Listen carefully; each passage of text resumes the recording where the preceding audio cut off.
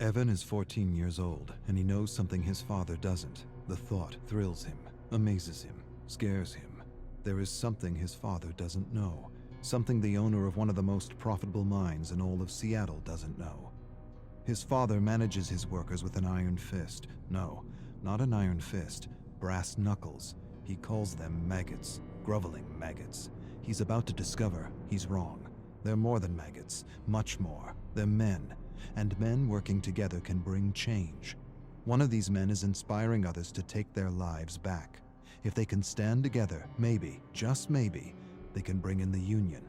With the union, they'll have rights, more than rights. They'll have dignity, freedom, time to spend with their friends, time to spend with their family, time to be human. Evan knows something his father doesn't know, and he feels empowered.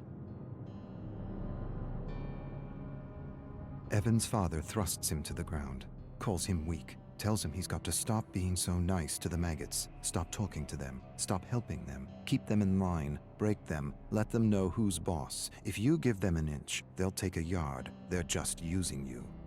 Evan knows better than to say anything. His father punched and broke his jaw last year when he showed weakness. This year, he'd rather not sip dinner through a straw. This year, he holds back, bites his tongue. He wants to tell his father about the union, but doesn't. He feels ashamed, torn between his loyalty for his father and his friends.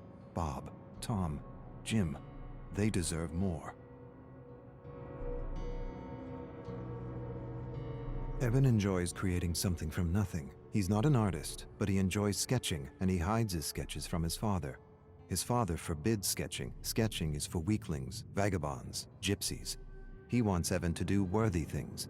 He drags Evan to his most profitable mine. He teaches him how to manage maggots. He's hands-on, very hands-on, abusive, violent, brutal. The key is to break them, break their will, break their spirit. Once broken, a human is a tool that can be wielded to do anything. Broken. It's what he did to his mother. It's what he's doing to him. But Evan still sketches. Sketching is defiance. Evan watches his father yell at one of his workers. He's sick. He wants to leave, but he's not allowed. He leaves. He loses his job. Evan feels for the man, wishes he could do something for him. He wants to tell him things are going to change. The union is coming. The union is coming, and with it a good wage and fair working hours. But the man's lungs are black and his stomach is rot. Too much stress, too much acid, not enough sleep. He collapses. His father doesn't care, kicks him in the gut. Tells Evan to drag him out of the mine. Evan drags him out. For a moment, he feels disgusted at the man's weakness and wants to put this maggot out of its misery. He's becoming his father, and he's not sure if that's a bad thing. Evan's father forces him to set a bear trap in a dark forest. His father's obsessed with hunting bears, always has been, always will be. He tells him the story, always the same story. He doesn't want to hear it, but he will. His father was hunting with his brother when they ran into a grizzly bear. The bear tore his uncle's arm off and bit into his head. Evan's father jumped on the grizzly's back, stabbed the bear endlessly, killed the bear, ripped open its stomach to retrieve his brother's head, carried his brother's mutilated body 10 miles to their family estate. This time it's 10 miles, last time it was 5. His father grins. The story is changing with every telling. Sometimes Evan wonders if there even was a bear. Evan's inspired in a way he's never been before. Furiously, he sketches his father in a bear suit killing his uncle. He never met his uncle, but he's seen pictures. His uncle was a philanthropist, a bleeding heart, disloyal. He would have run the business into the ground with proper wages and all that socialist crap. That's why he had to go. Evan doesn't have proof, but he knows. Deep down he knows his father murdered his uncle, tied him up, left him for a bear. There was no knife, no fight, no honor, just a terrible death for a disloyal worm. Evan suspects all this, and yet he doesn't feel disgusted or ashamed. He feels something else, something he's trying not to feel, something he won't admit to himself.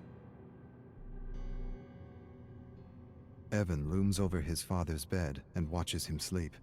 He hates and loves him at the same time. Sometimes he wonders what his life would be like without him. He owes him so much, and yet he's miserable and alone. He raises a massive gray stone and holds it there for a long minute that feels like forever. He could be free, truly free.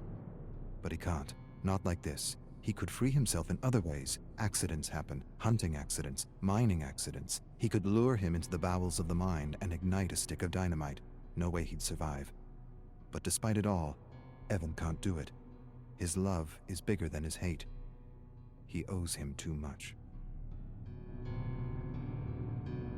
Evan sketches his father in a bear suit drowning his mother. He never believed his father's story. Something didn't feel right. His eyes, his grin, his lack of empathy. She was pulled into a current and never seen again. His mother, she was beautiful. Blonde hair, blue eyes, fun, full of compassion. His opposite. She didn't just go out to swim one morning and never come back. She was getting in his way, and no one gets in his way. Not even family. Especially not family. Obedience or death. Evan's tired of obedience. Yes, he's loyal to his father, but he's also loyal to his friends. They talk to him, encourage him, think he's a great artist. He has friends. He's never really had a friend. His father wouldn't allow it. Waste of time. They're using you. Yes, he's loyal to his father, but he's also loyal to his friends. They deserve better.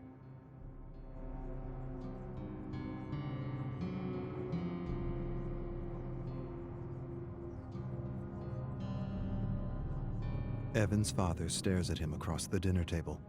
He knows. Maybe he doesn't know, but he senses something's amiss. He has that look in his eye, that look that tells Evan he's in for it. He chews on a fatty piece of rabbit and hopes his father doesn't say anything. He should have known better than to keep something from him. His father knows. He always knows. Last year, Evan lost his cool on a man who said something about his mother. He almost beat the man to death with a 2x4 while his father watched and laughed. The authorities pulled Evan away. He smiled at Evan and knew what he wouldn't admit to himself. He enjoyed beating on that man, not because of the insult, not because he felt threatened, but because he felt powerful. His father smiled.